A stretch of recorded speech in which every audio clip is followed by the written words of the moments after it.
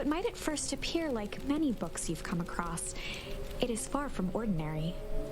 You may, therefore, have some misunderstandings about its nature. The story that awaits you has not been fully told. In fact, its conclusion is not yet known, even to myself. It is in that way that my book is special. It is in that way that you are special. Without you, there is no story. Chapter 1. Normal isn't what it used to be. This is a story about change. Nestled in a shallow valley is the town of Beacon Pines.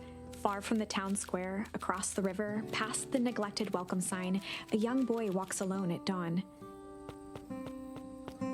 His name is Luca Van Horn, and like you, dear reader, he's here for a reason.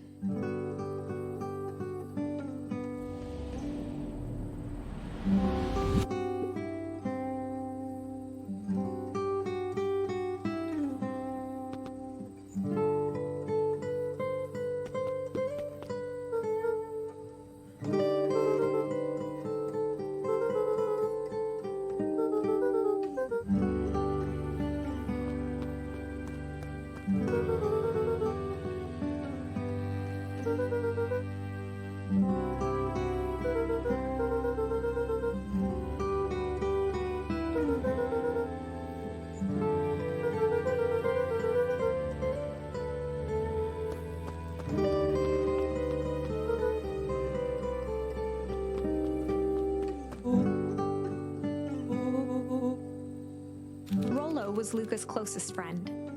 He possessed many fine qualities, but subtlety was not one of them.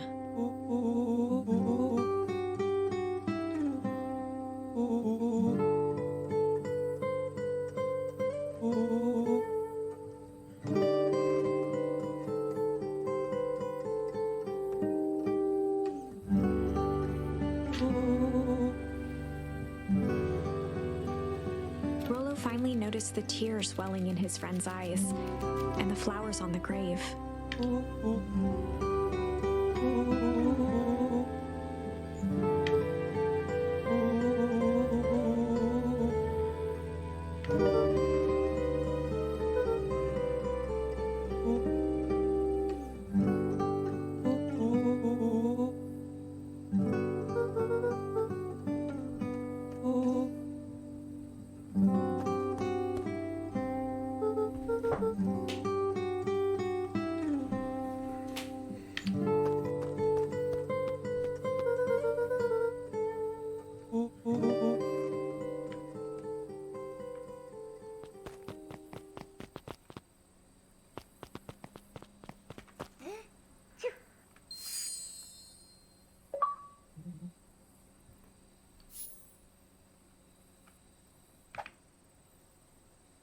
Wonderful! I had a good feeling about you from the moment you opened my book. That charm is a very special thing. Very special indeed. Keep hold of it for now. Its purpose will reveal itself soon enough.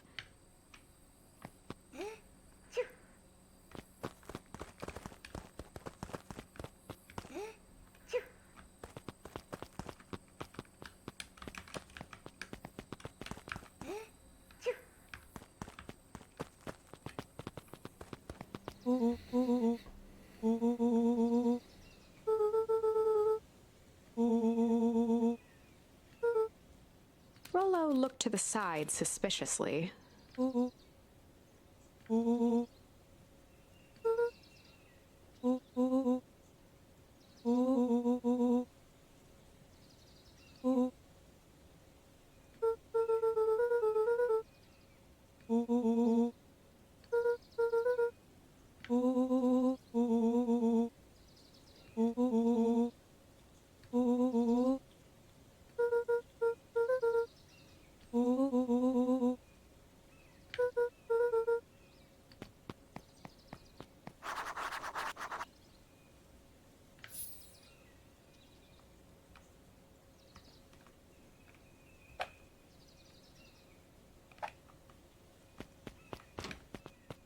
Dear reader, forgive me for this interlude. Remember that charm you found in the dandelion patch? There are more of those special charms to discover throughout Beacon Pines. They've been known to reveal themselves to those who are willing. Some of them can be found in this very house.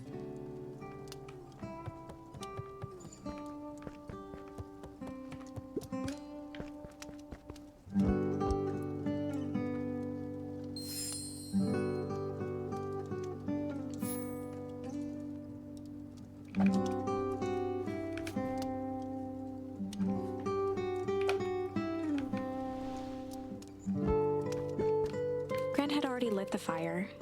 She kept a warm house, as if by grandmotherly obligation.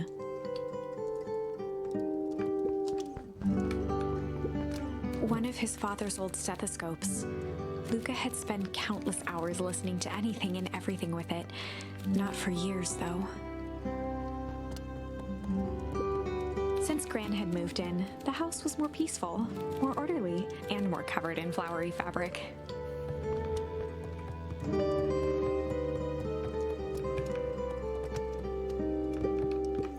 Luca paused at his parents' bedroom door. He just wasn't ready to go in yet. Gran had commandeered the upstairs closet when she moved in. Some things need shelter from a young boy's mischief, she said.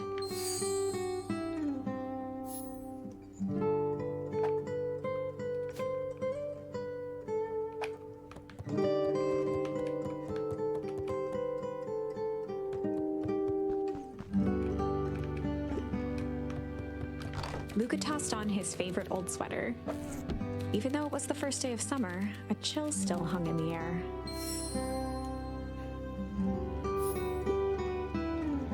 Gran's moving in meant that most of Luca's things had been crammed in the corner. Luca was somewhat annoyed by the situation. Gran's bed was undisturbed. Luca didn't mind that she had a habit of falling asleep in front of the fireplace. It meant that he could read late into the night.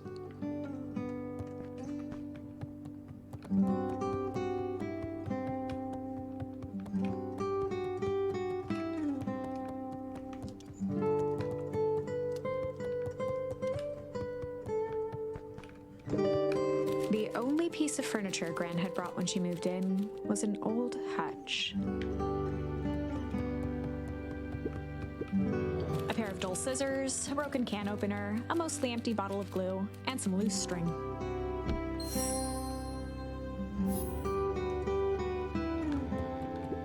An array of prepared meals crowded the refrigerator, each labeled with the day of the week. Oh my! This is quite exciting! I am now certain that you are the one I've been waiting for all these years. You'll recall I was a bit coy regarding the use of charms earlier. Excuse me, I tend to have a flair for the dramatic. You are about to encounter your first turning point. There are certain times in this tale when everything hinges on a single word. Step forth, dear reader.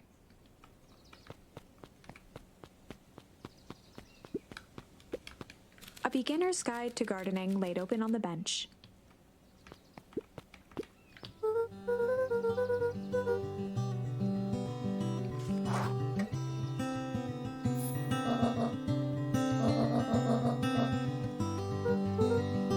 The less Gran knew, the better for everyone involved.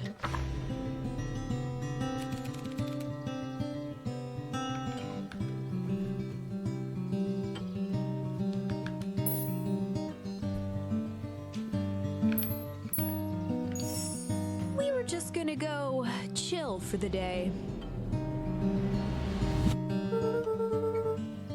The best lies are built on truth.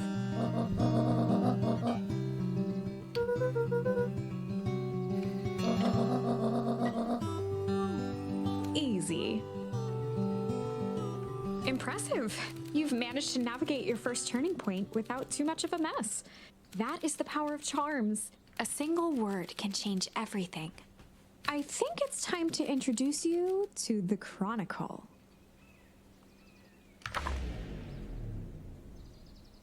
The Chronicle is a record of the decisions you've made. You can see the turning point which has been revealed. At any time, you can use the Chronicle to go back and invoke different charms, creating new branches. Luckily for us, this is the one and only turning point where the charms won't dramatically alter fate. It's the perfect opportunity to experiment with rewriting things.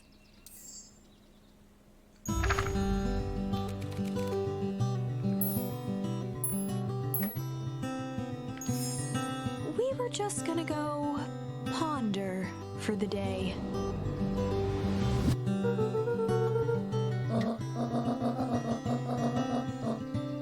This was Luca's chance to sell his alibi.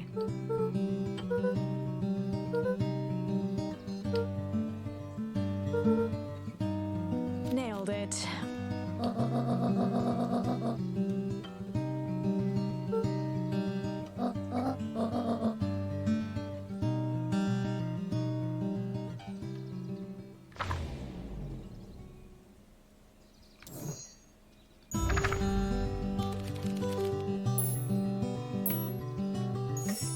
We were just gonna go hide for the day.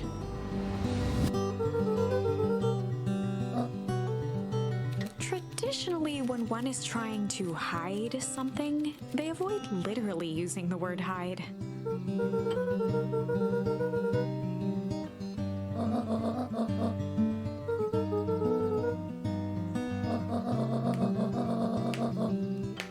All's well that ends well.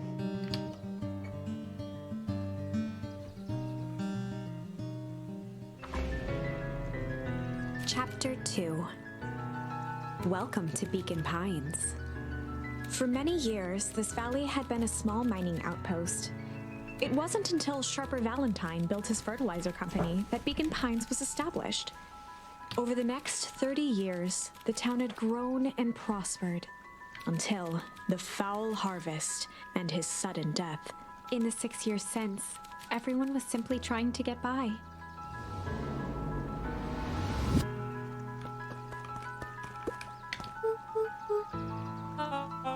William Kerr was the CEO of Perennial Harvest Company. He had become a fixture around town over the past few years. After the failing of Valentine Fertilizer, the town was hungry to welcome a new source of employment.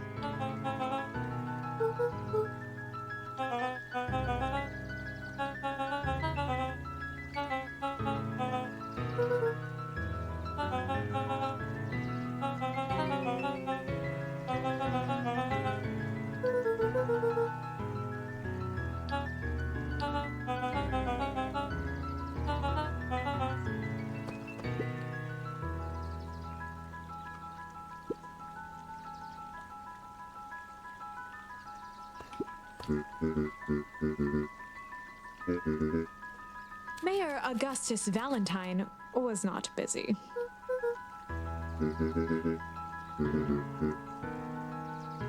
Flustered, Gus instinctively loosened his tie.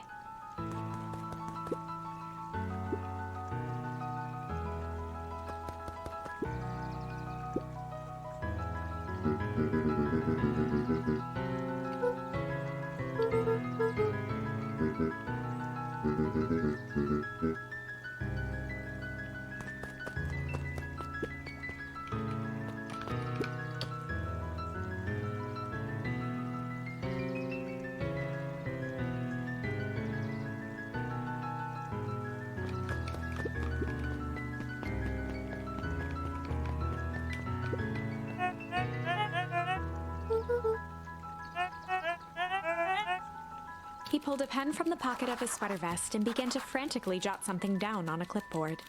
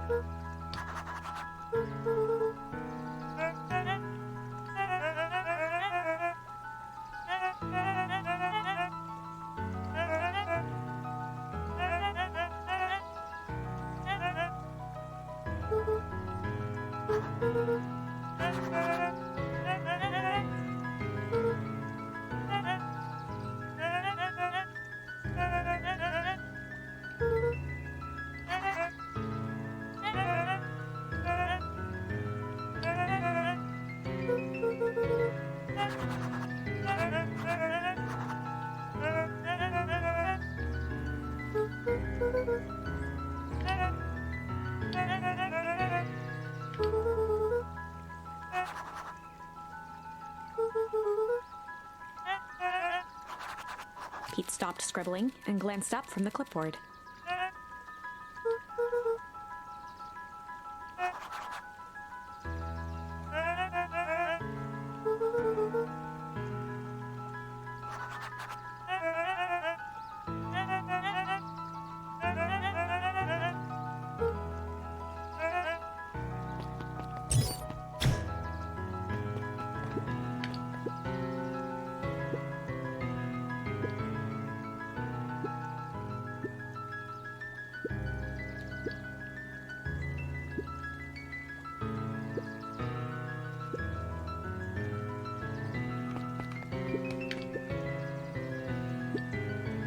Mr. Sinclair continued snoring and lifted one eyelid just enough to see who it was, a tactic he often used to avoid undesirable conversation.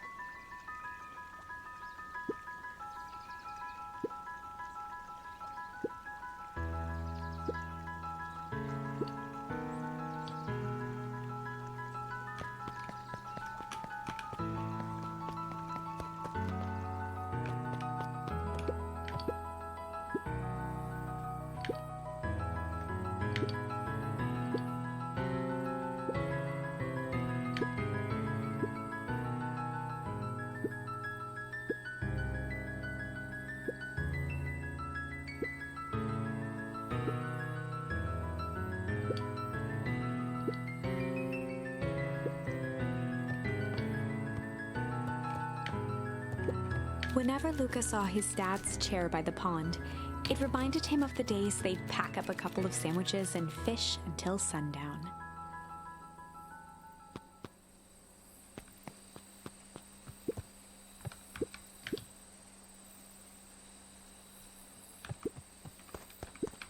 Luca opened the tackle box and picked the perfect bait. Luca gently baited a feather onto the hook, good for skimming the surface.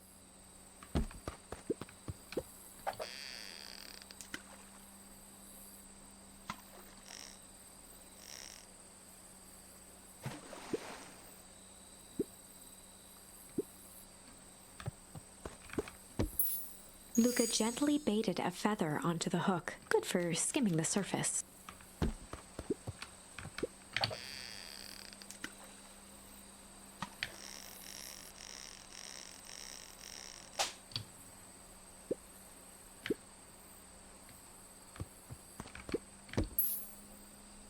Luca gently for skimming.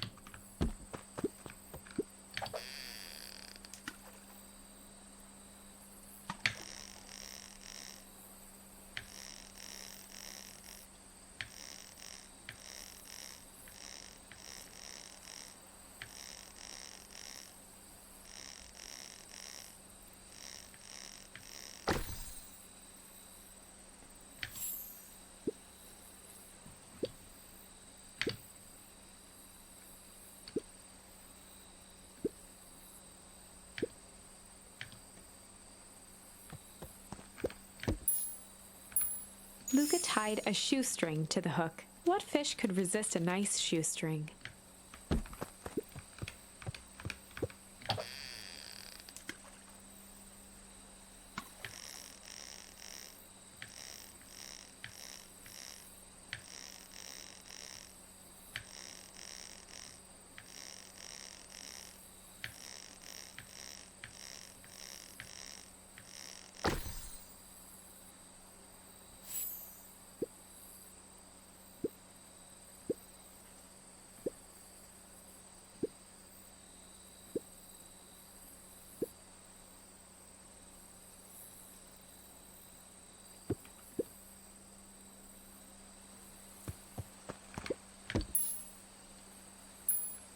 Luca tied a shoestring to the hook. What fish could resist a nice shoestring?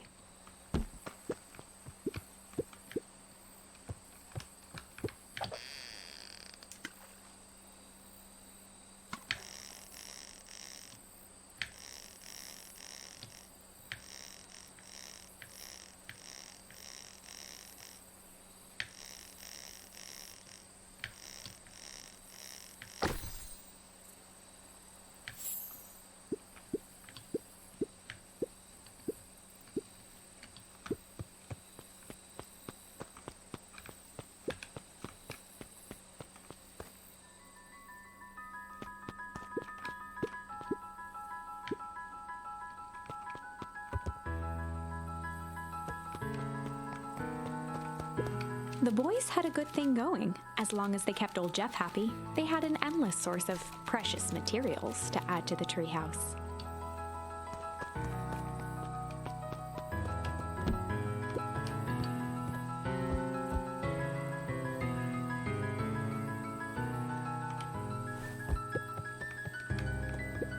After Luca's father had passed, Rollo became obsessed with them building their own Hank atomic star scraper. It was some time before Luca realized it was Rollo's way of keeping him occupied.